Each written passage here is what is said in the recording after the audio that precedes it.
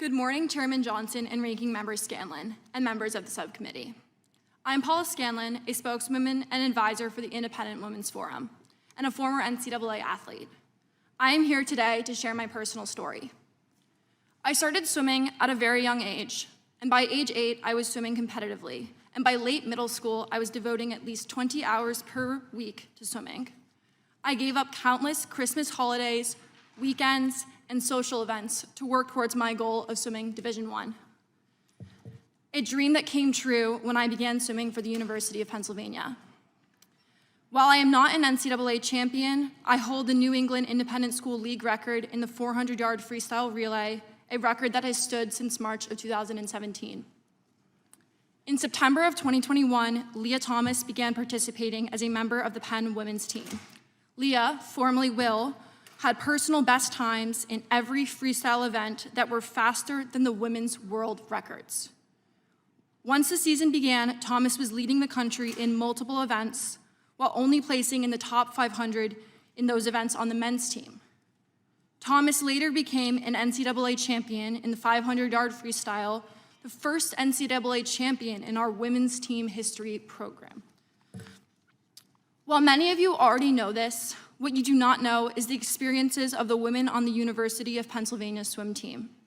My teammates and I were forced to undress in the presence of Leah, a 6'4" tall biological male, fully intact with male genitalia, 18 times per week. Some girls opted to change in bathroom stalls, and others used the family bathroom to avoid this. When we tried to voice our concerns to the athletic department, we were told that Leah's swimming and being in our locker room was a non-negotiable, and we were offered psychological services to attempt to re-educate us to become comfortable with the idea of undressing in front of a male. To sum up the university's response, we, the women, were the problem, not the victims. We were expected to conform, to move over, and shut up. Our feelings didn't matter. The university was gaslighting and fear-mongering women to validate the feelings and identity of a male. As an attempt to voice my concern about the situation we were forced into, revealing the unjust and unfair treatment, I wrote an op-ed for the Daily Pennsylvanian, the student-run newspaper. I approached this from a scientific, statistical perspective where I used my engineering background to discuss how Y chromosomes cannot be changed by any surgical procedure or systemic therapy. This biological fact lends itself to athletic advantages that cannot be mitigated by lowering testosterone levels, which are readily apparent in sports competitions and locker rooms.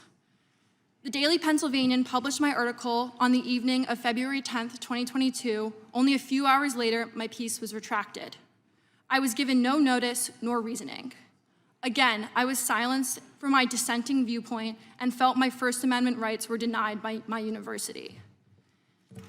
This is representative of a greater issue, the destruction of free speech. Today, any discussion maintaining the sanctity of women's spaces is labeled transphobic, bigoted, and hateful. What's bigoted and hateful is the discrimination against women and the efforts to erase women and our equal opportunities, dignity, and safe spaces.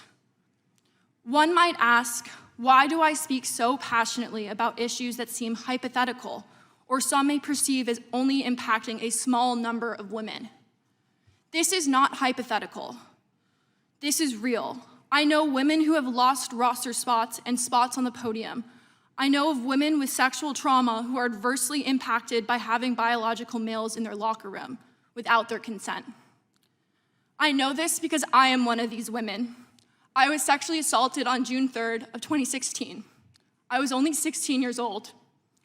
I was able to forgive my attacker, but violence against women still exists. Let us not forget the viral Me Too movement that empowered female victims to speak up. It casts a spotlight on the widespread prevalence of sexual assault and abuse, including in scholarly and educational institutions. Individuals on this committee have previously stated violence against women is all too common. I am grateful for those members who have brought awareness to the violence against women in the past, but unfortunately, there's still much to be done. As a sexual assault survivor, many policies pushed today completely ignore my experiences and many women like me. I ask the members of this committee, please consider this issue outside the lens of political affiliations and understand the true impact of ignoring the realities of womanhood. Future generations depend on us. Thank you for the opportunity to speak here today.